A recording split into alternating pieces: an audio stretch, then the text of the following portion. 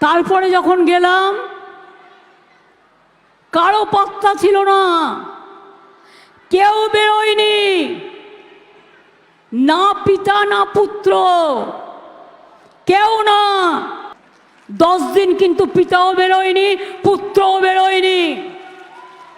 আর হ্যাঁ, আমি আমার বইতে লিখেছিলাম ওদের নাম, তার কারণ আমি কি করে আমাদের লোকেদের নাম অস্বীকার করব বলুন? তখন আমাদের সাথে ছিল, তাই সম্মান দেওয়ার জন্য লিখেছিলাম। কিন্তু আজকে তো দাঁড়িয়ে লিখতে হলে ওটাকে পাল্টে দেবো, আমি সংশোধন করে দেবো। তার কারণ আমি নন্দীগ্রাম থেকে যারা এসছেন একজন নয়, প্রত্যেককে জিজ্ঞেস করবো, ছিল সেদিন ওরা রাস্তায়? নন্দীগ্রামে ছিল রাস্তায়? মানুষের বাড়ি বাড়ি যখন আমরা গেলাম ওরা রাস্তায় ছিল। একটা মিটিং হয়েছিল 10-12 দিন পর, বাবু রেগে মঞ্চ থেকে পালিয়ে গেল। এসব আমি অনেক জানি। এদের মনটা হচ্ছে কুচুটে ভরা।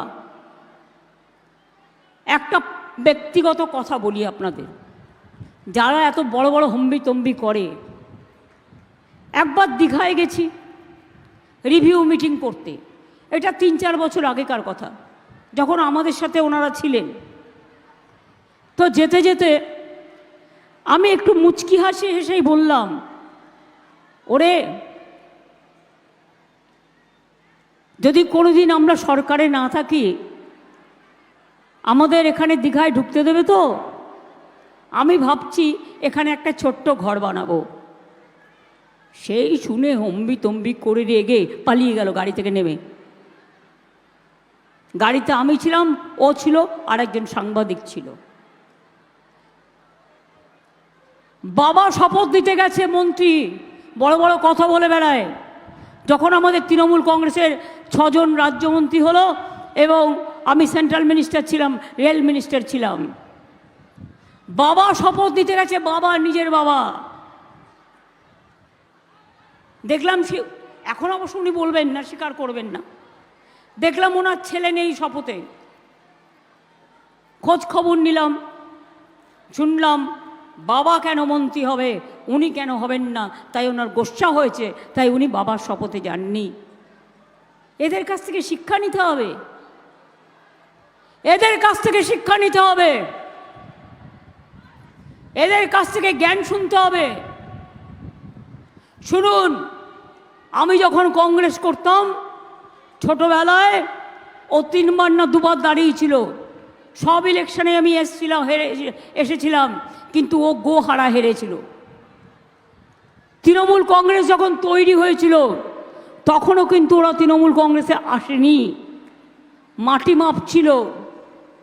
তখন কিন্তু সিপিএমের বিরুদ্ধে দাঁড়িয়েছিল অখিলগিরি, এবং ভোটে ও 2য় পজিশনে ছিল। আর ওনার পিতৃদেব মাননীয় মহোদয়, তিনি ছিলেন 3য় স্থানে। আর এখন তো দেখছেন কত ক্ষমতা, যেন মনে হচ্ছে গভর্নমেন্ট অফ ইন্ডিয়ার প্রেসিডেন্ট উনি। সিবিআই কার বাড়ি যাবে সেটা উনি ঠিক করবেন, ইডি কার বাড়ি যাবে উনি ঠিক করবেন, এনআইএ কার বাড়ি যাবে উনি ঠিক করবেন, কাকে কাকে জেলে ভরবেন সেটা উনি ঠিক করবেন, কার কার চাকরি খাবেন সেটা উনি ঠিক করবেন। নিজেই বলেছে বোমা ফাটাবো। কি বোমা? না, 26,000 টিচারের চাকরি খেয়ে নিয়েছেন। এটা গর্বের? বলুন যদি কোনো মানুষ থাকেন, 26,000 ছেলে মেয়ে যারা স্কুলে টিচারি করে, বাচ্চাদের পড়ায়, তাদের চাকরি খেয়ে নেওয়াটাকে আপনারা সমর্থন করেন? আজ যদি আপনাদের নিজেদের ঘরের ছেলে মেয়ে হতো তাহলে কি হতো? আর তারপরে এই রায়টা যে ওই দিন বেরোবে, তুমি 48 ঘন্টা আগে জানলে কি করে? তার মানে তুমি কি রায়টা লিখে দিয়েছিলে, না তোমার পার্টি অফিস থেকে লিখে দিয়েছিলে? এই যে 26,000-এর চাকরি খেয়েছো, 2.5 লক্ষ পরিবার আজকে মৃত্যুর সামনে লড়াই করছে। একজনের কিছু হলে তোমার বাড়ির সামনে জানবে, এরা কিন্তু আসবে, এরা কিন্তু বিচার চাইবে, এরা কিন্তু বিচার চাইবে। ডিজিটাল খবরিলাল, খবর আপনাদের, নজর আমাদের।